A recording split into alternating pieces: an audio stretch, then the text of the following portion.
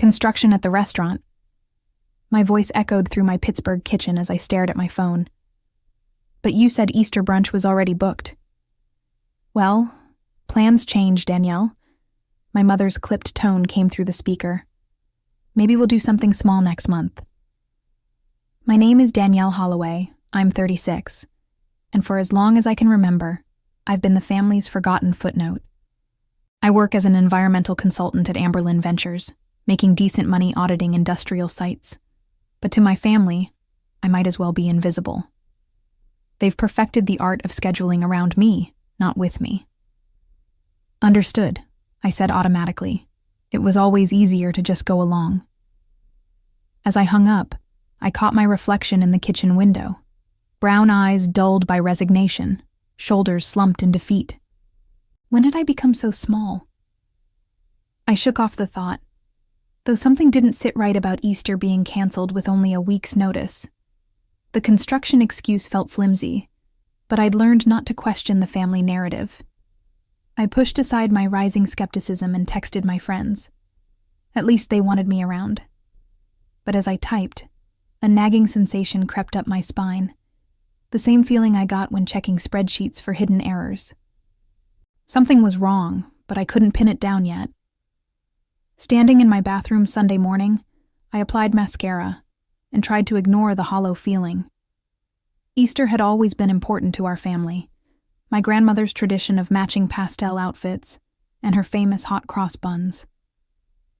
Last year, I'd worn a lavender dress that nobody noticed. The year before, green. My sister Harper always got compliments, even when she showed up in jeans. You're overthinking it, I told my reflection. Katie, my cousin and closest family ally, had been oddly quiet lately. Usually, she'd text me details about the cancellation, maybe suggest we meet up anyway. But her silence felt different this time. At family gatherings, she was my buffer, the one person who remembered to include me in photos, to ask about my job. I remembered last Thanksgiving when my Aunt Patricia asked if I was still doing that environmental thing. Katie had jumped in. She's auditing major companies. It's important work. My mother had just nodded absently, then turned to discuss Harper's latest interior design project. My phone buzzed, texts from my friends confirming brunch at the North Peak Grill. At least someone wanted my company. I slipped into a soft blue dress, telling myself this was better anyway. No forced small talk, no competing with Harper's latest achievements. Just mimosas and genuine conversation. Still, as I grabbed my keys, I noticed the family group chat, the one I'd been removed from 3 months ago when they switched to a smaller planning group. They'd claimed it was just for the holiday committee, but everyone was in it except me. The North Peak Grill hummed with Easter energy. My friends, Jules from yoga class and Brooke from the environmental board, welcomed me with genuine hugs. We settled at a sunny table, mimosas glinting like liquid gold. So your family canceled? Jules asked, stirring her drink. Construction, I said automatically, the lie tasting bitter on my tongue. Brooke raised an eyebrow. In April? That's odd timing. Right? I shrugged, deflecting. But my mom said... My phone lit up mid-sentence. A notification from Katie. My heart lurched. She never used the group chat when I was explicitly excluded. I grabbed my phone, nearly dropping it. Katie. Best private dining room ever. Below, a string of photos. My breath caught. The Goldspur Collective restaurant's private room, walls gleaming with Easter decorations. My mother at the head table, wearing her signature pearl earrings. My father in his Sunday suit. Harper, perfectly poised in cream-colored silk. Aunts, uncles, cousins. Even the Johnsons from next door. Everyone I'd just been told wouldn't be gathering today, seated at a massive table set with fine china and pastel flowers. My hands shook as I scrolled through the images. There was Grandma's Easter bread, the one she supposedly didn't have time to make this year. There were the matching pastel napkins my mother always insisted upon. There was my own empty place setting, right between Uncle Tom and Aunt Susan, pretending I simply didn't exist. Jules noticed my sudden pallor. "Danny, everything okay?" "Fine," I managed, my voice thick with shock. My fingers moved on autopilot, screenshotting each photo before Katie could delete them. The evidence mounted with each click, but the real sting came with Katie's next message. "Sorry, wrong group." Too late. The truth stared back at me from my phone screen. A carefully orchestrated lie designed to keep me away. My family hadn't just excluded me, they'd actively deceived me, then gathered to celebrate without me. The betrayal cut deeper than any accidental oversight ever could. I set my phone down with deliberate care, though inside something fundamental was shifting.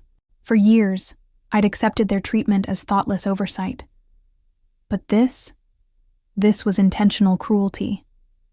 My hands were steady as I lifted my mimosa, though every part of me wanted to scream. The private dining room in the photos mocked me, a space large enough to include everyone, yet somehow not big enough for me.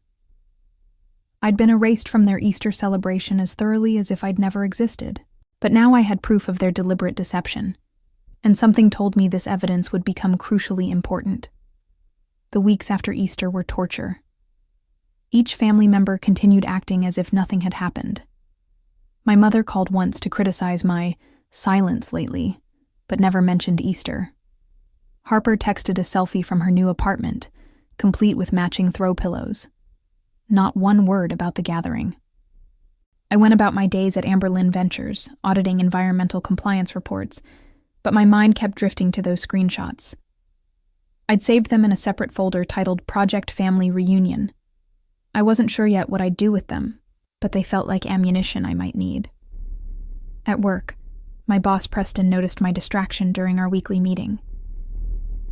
"Everything okay, Danielle? You seem elsewhere today." "Just some family stuff," I managed. Preston nodded knowingly. "Family's complicated. Take care of yourself." His kindness almost broke me. Why couldn't my actual family offer such basic consideration? I excused myself to the bathroom, looking at the screenshots again, trying to understand how they could be so cruel. The worst part wasn't even being excluded. It was being so thoroughly erased that my own cousin could accidentally include me in photos meant for someone else. 2 weeks passed. My phone rang Saturday morning, an unknown Pittsburgh number. Heart racing irrationally, I answered. "Danielle, it's Aunt Patricia. We're planning Memorial Day lunch at the club. You'll come, right?" The casual request felt like stepping into quicksand. "The club?" "The Hollowgate Club, dear. Where we always go, 1 o'clock. Don't be late like last time." Last time? What last time? I hadn't been invited to Memorial Day in 3 years. My mouth opened to ask, but she'd already hung up. My hands trembled as I stared at the phone. This had to be another setup. The club was the family's fancy venue for major celebrations. Weddings, graduations, retirement parties. They'd never include me for something so significant. Unless... I couldn't shake the feeling this was related to Katie's accidental Easter reveal. Maybe they suspected I knew. Maybe they were testing me. Or maybe they'd decided to make amends in their own twisted way. Whatever it was, I felt like prey walking into a carefully laid trap. The next days crawled by. I checked my phone obsessively, waiting for the cancellation call that surely would come, but it never did. Instead, Harper texted Thursday night, "Looking forward to seeing you Monday." The message felt wrong. Harper never looked forward to seeing me. This was definitely a trap. But what kind? And why? I'd kept quiet about Easter, never confronted anyone. What more did they want? As Memorial Day approached, my anxiety built.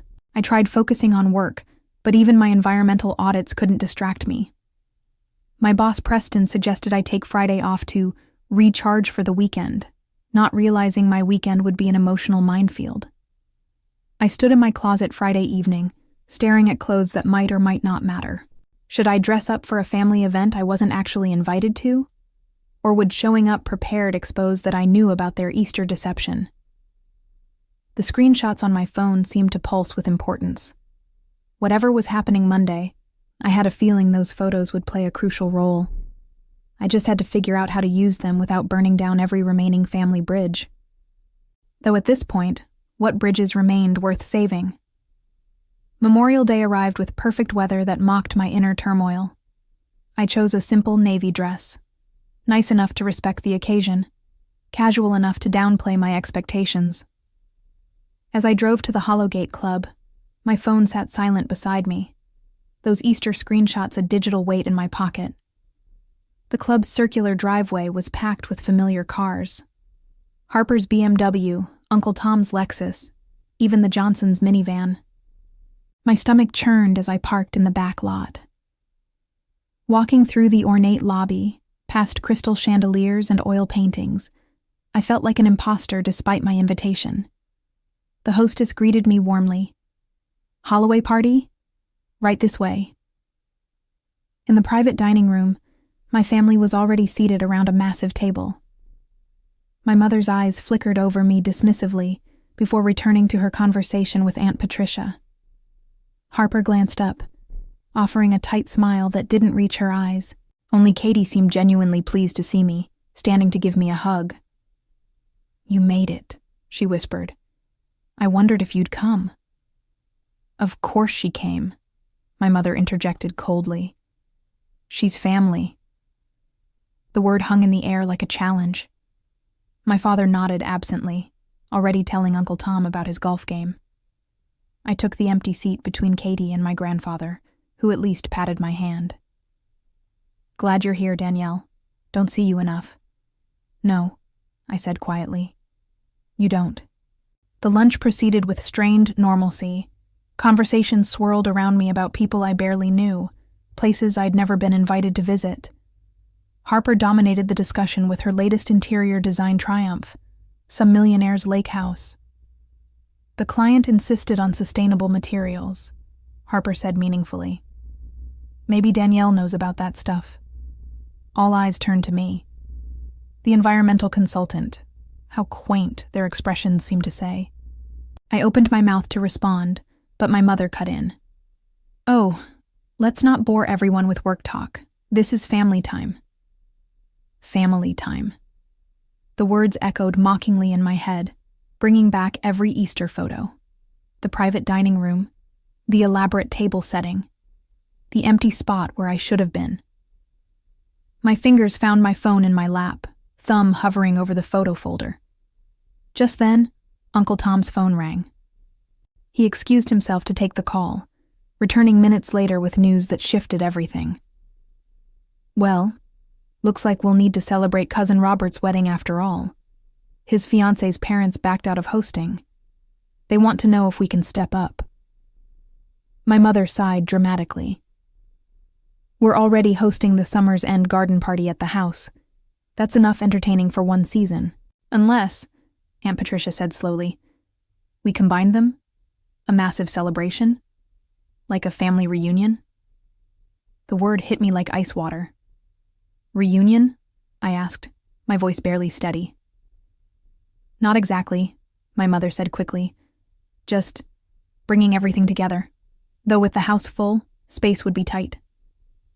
I understood immediately. They were already planning to exclude me from summer's biggest event. The memorial lunch was a test. See how much abuse I'd take before quietly removing myself from consideration. Let them down easy before the real celebration. My phone felt heavy in my lap. Those Easter screenshots suddenly seemed like more than just evidence. They were my salvation. But I needed to play this carefully. One wrong move and I'd lose my only leverage. So I did something unexpected. I smiled. "That sounds wonderful. I'd love to help plan it." The shock on their faces was almost worth the lie. The family slowly processed my unexpected offer. My mother's eyebrows drew together in suspicion. Harper set down her water glass too hard. Even Katie looked surprised. "Help plan?" My mother's voice carried that particular tone, the one that meant she was already calculating how to politely decline. "Sure," I continued, heart hammering. "I've organized environmental conferences. Event planning isn't that different. Venues, catering, logistics." I paused, letting the next word settle carefully. "And I could ensure everyone feels included." The last word landed like a stone in still water. Uncle Tom coughed. Aunt Patricia suddenly found her napkin fascinating. The Easter screenshots burned in my phone like hidden fire. "That's thoughtful," my father offered weakly, glancing at my mother for guidance. "We appreciate the offer," my mother said smoothly. "But we have everything under control." The family gathering committee handled Robert's wedding planning, and they're quite experienced. The family gathering committee, also known as everyone except me. I felt the familiar sting but pressed forward. "Of course. I just meant if you needed any help." "Actually," Katie interrupted, looking guilty, "maybe Danielle could help with environmental considerations. Robert's fiancé is really into sustainability. She mentioned wanting everything eco-friendly." My mother's lips thinned. She couldn't argue with the bride's wishes without looking unreasonable. "I suppose we could discuss." "Wonderful," I said quickly. "Just let me know what you need." As lunch wound down, I excused myself to the restroom. In the ornate powder room, I stared at my reflection, pale, eyes bright with unshed tears and barely contained rage. I pulled out my phone, scrolling through the Easter photos again. The evidence that proved their elaborate deception, the ammunition I hadn't yet used. When I returned to the table, coffee was being served. I sipped mine quietly as the conversation shifted to summer plans. The lake house, various trips, children's camps, all events I'd never hear about firsthand. As I listened to their choreographed lives, a plan crystallized in my mind. "I should probably go," I said, standing. "Thank you for including me today." My mother's startled expression confirmed she hadn't expected gratitude. "Of course, dear. We're family." Katie walked me to the door, gripping my arm. "I'm sorry about Easter," she whispered. "I should have told you." "I know you are," I said softly. Then, carefully chosen, "Some secrets eventually come out on their own." She looked stricken, understanding my veiled meaning. I kissed her cheek, my last genuinely kind gesture before executing my plan. As I drove home, my phone buzzed. A text from an unknown number. "This is Marissa Collins, Robert's fiancée. Katie gave me your number. I'd love to discuss sustainable options for the wedding reunion." My throat tightened. They were really going to make me plan parts of an event I'd likely be excluded from. The cruelty was almost admirable in its efficiency. But something else came through. An unknown factor they couldn't have anticipated. That night, I drafted an email to Marissa, offering comprehensive environmental consultation for the event. I attached my credentials, made myself invaluable, because here's what my family didn't understand. When you have leverage, sometimes the best revenge is making yourself indispensable. My phone glowed with those Easter screenshots, evidence of betrayal, proof of deception. But now they were something more. Insurance for the future I was about to create. A future where I wouldn't be invisible anymore. One way or another, they'd finally see me. "Marissa loved your sustainability proposal," Katie texted 2 days later. "Mom's having to include you in planning now. She's not happy." I smiled at my phone screen. Good. I'd meticulously crafted that proposal, knowing it would trap them. Environmental impact assessments, carbon footprint calculations, sustainable vendor recommendations, all requiring my direct involvement. I'd made myself the bridge between their desire for a perfect event and Marissa's eco-conscious values. The first planning meeting came Friday. I arrived at my parents' house carrying portfolios and presentations. My mother answered the door, her smile strained.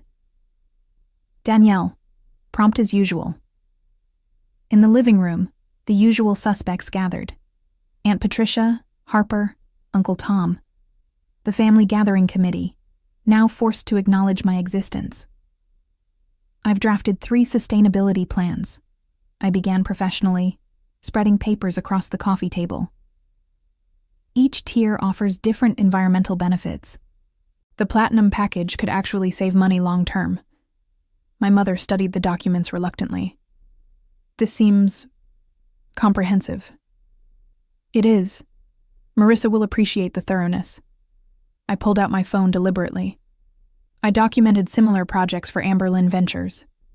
Would you like to see? As I swiped through work photos, the Easter screenshots remained safely in my Project Family Reunion folder. But my finger hovered nearby. A subtle reminder of what I could reveal. My mother noticed the gesture, her eyes sharpening. We'll review these, she said quickly. I'm sure you have other commitments. Actually, I cleared my schedule. Marissa and I have a conference call Monday to finalize details. I gathered my papers with deliberate care. She said she trusts my judgment completely. The power shift was palpable. For once, they needed me more than I needed them. I was no longer the forgotten daughter they could exclude at will. I was the environmental consultant with the bride's ear, essential to their perfect event. And everyone in that room knew it. Over the following weeks, I wove myself into every aspect of the event. Marissa and I developed a genuine rapport. She wasn't just eco-conscious, she was genuinely kind. As we discussed catering options via video chat, she mentioned something that shifted everything. Katie said you're so organized. I can't believe your family doesn't involve you more often. Her smile faltered. Oh, did I say something wrong? No, I assured her, though my mind raced. Actually, there's something you should know. I made a decision. Scrolling to my Easter photos, I turned my laptop screen toward her. This was Easter Sunday, the day my mother told me our family brunch was canceled due to construction. Marissa's face transformed from confusion to outrage as I showed each photo. Oh my God. They deliberately excluded you? And planned to invite me to help organize the event I'd likely be disinvited from? Her anger was cathartic. That's unconscionable. She paused, considering. You know, Robert and I were considering posting our wedding photos in a sustainability article for the Pittsburgh Environmental magazine, with your expertise highlighted. A slow smile spread across my face. That sounds wonderful. By evening, Marissa had texted Robert about my Easter revelation. By morning, Robert had called every family member, livid at their treatment of me. My phone exploded with messages. Katie, I'm so sorry. I should have defended you better. Uncle Tom, we need to talk about this properly. Even Harper. Mom's freaking out. Robert's threatening to cancel everything. But the text that satisfied me most came from my mother. We need to discuss this family situation. Let's meet privately. The balance had finally tipped in my favor. For once, they would have to face consequences for their cruelty. Now I stood here in my Pittsburgh kitchen, watching my family's carefully constructed facade crumble through text messages and voicemails. The Easter screenshots that once made me feel invisible now gave me complete clarity about who I was. Not the forgotten daughter, but the woman who finally found her voice.